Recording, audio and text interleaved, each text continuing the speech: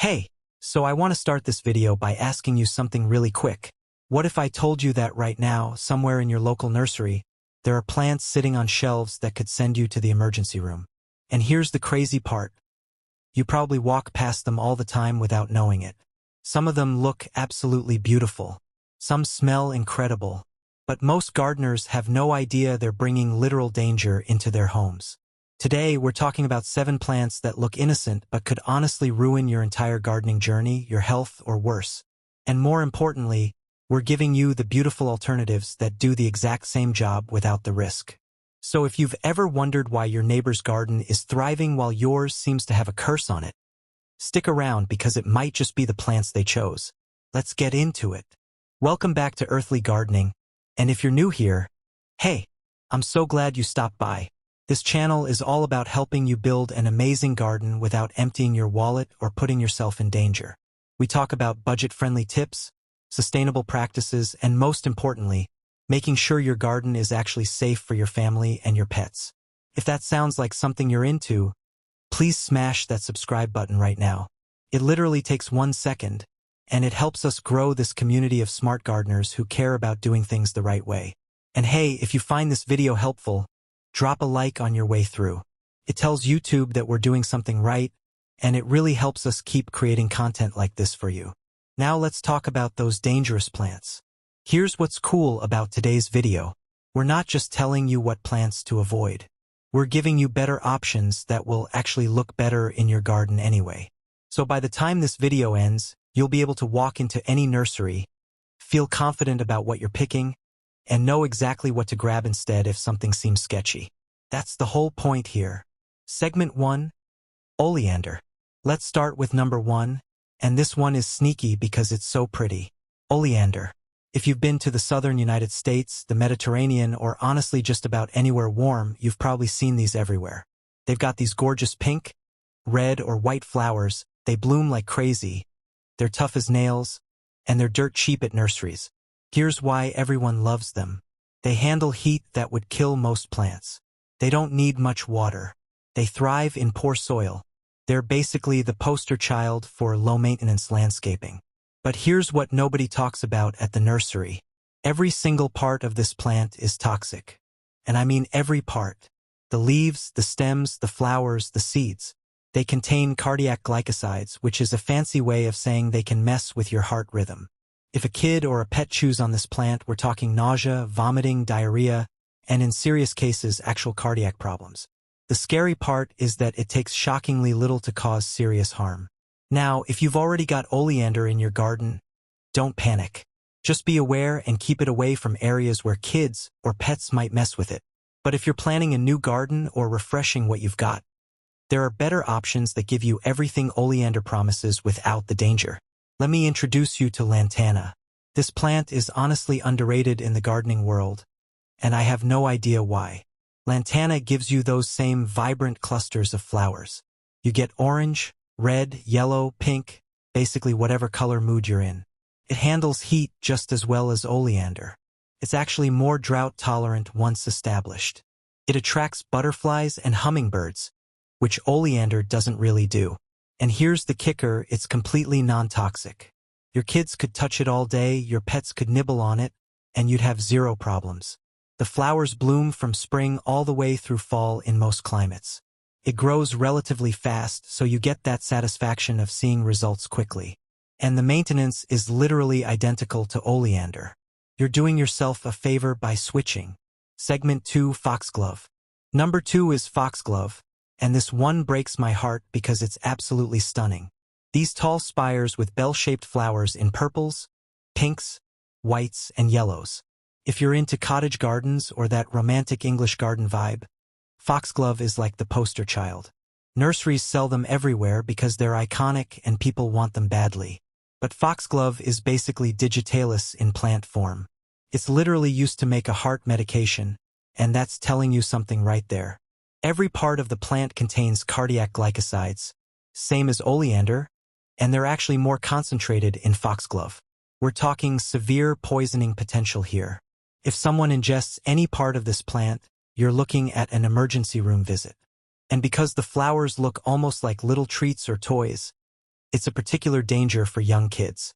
The replacement here is absolutely something unique that you probably haven't considered. Try delphinium. Now, I know delphinium gets a reputation for being finicky, but honestly, that reputation is overstated if you plant it right.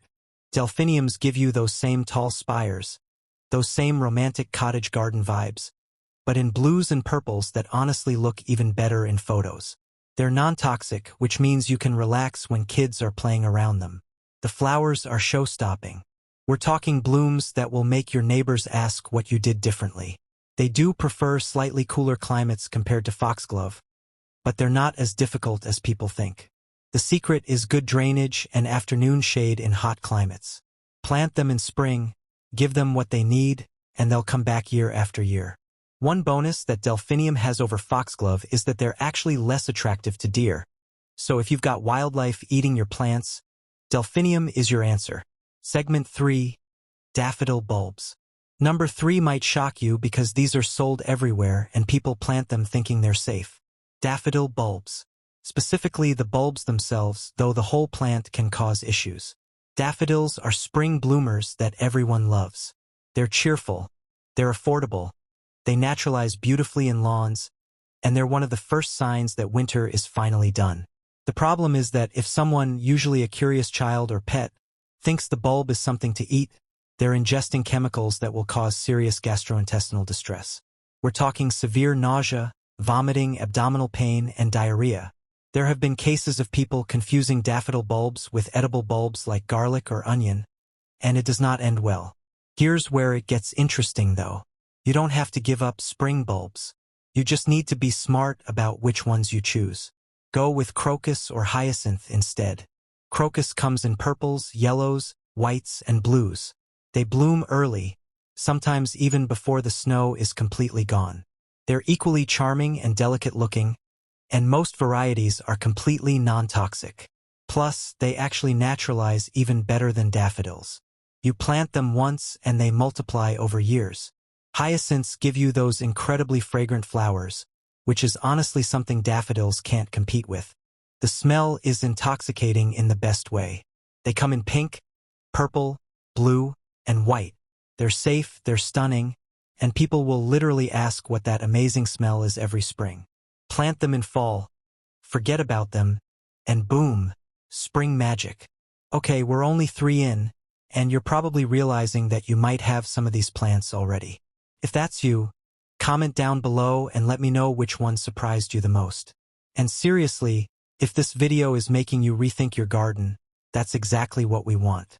Hit that like button if you're learning something new today. It helps us keep making videos like this. Segment 4. Castor beans.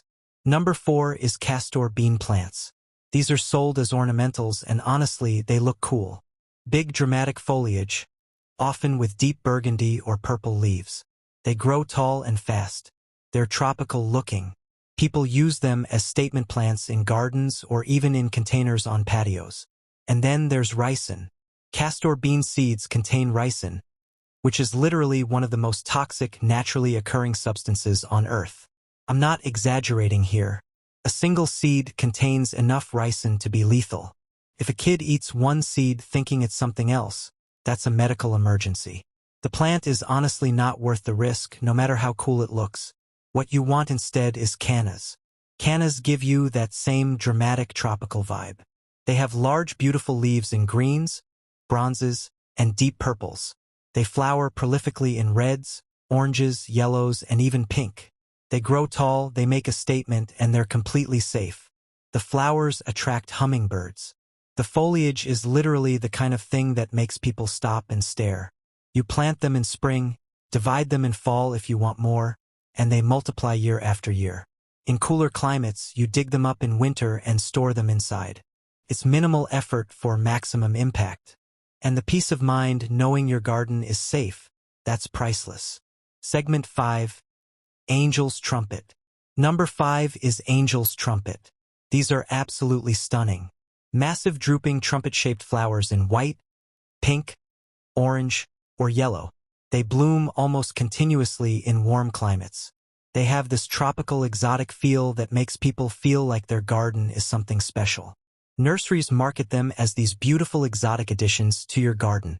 What they don't always mention is that every single part contains tropane alkaloids. This is the same class of compound found in certain dangerous drugs. If someone ingests any part of this plant, we're talking hallucinations, confusion, rapid heart rate, seizures. The serious.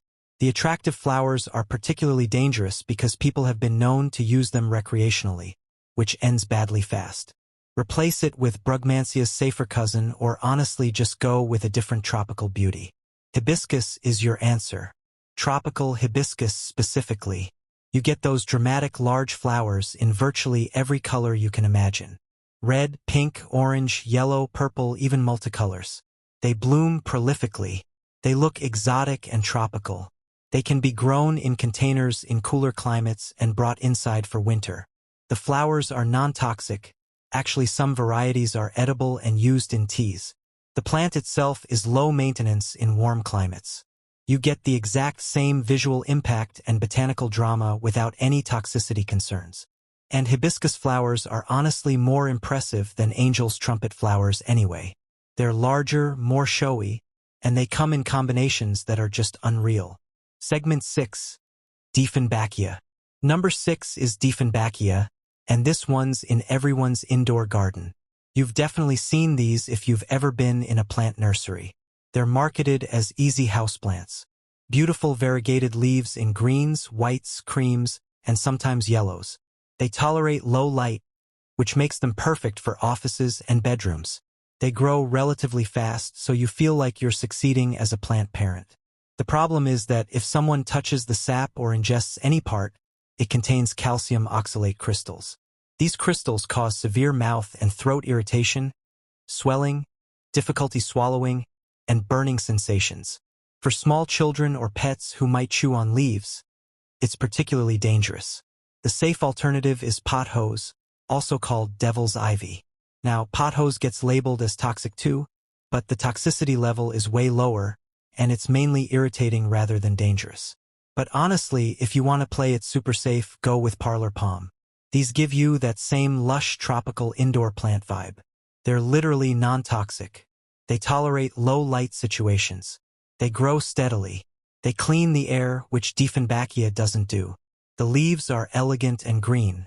They make your space feel more tropical and alive. They're honestly better for your home on every level. You're not sacrificing anything by making this switch. Segment 7. Sago Palm. And finally, number 7 is Sago Palm. These are sold as ornamental houseplants and outdoor plants in warm climates. They look like mini tropical palm trees, which is what people want. They're slow growing, so they make a statement without taking up a ton of space quickly. And they're incredibly toxic. Every part of the plant, but especially the seeds and the roots, contains sikicin, which causes severe liver damage.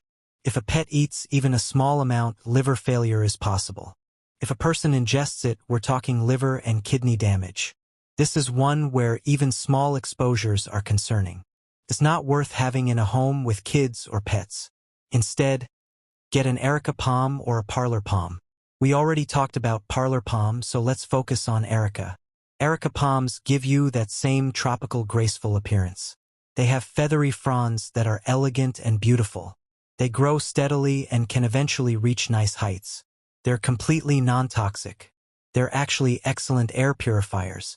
They prefer bright indirect light, which most homes can provide. They're low maintenance once established. They make your space feel like a vacation spot, and you're not worried every single day about toxicity. That peace of mind is huge. Okay, so here's what I want you to take away from this. Being a smart gardener isn't just about knowing how to grow plants. It's about knowing which plants deserve a place in your space and which ones should stay at the nursery. Every single alternative I gave you today is either more beautiful, easier to grow, or both.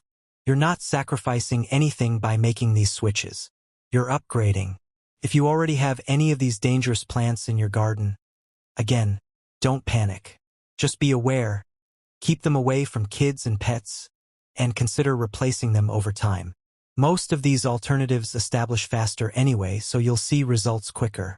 Please subscribe to the channel if you haven't already. We're all about making your gardening journey safer, smarter, and more affordable. Comment down below and tell me which plant shocked you the most. Did you have any of these without knowing how dangerous they were? I want to hear your stories. Like this video if you learned something new. And share this with anyone in your life who loves plants but might not know about these dangers. You could literally be helping them avoid a serious situation.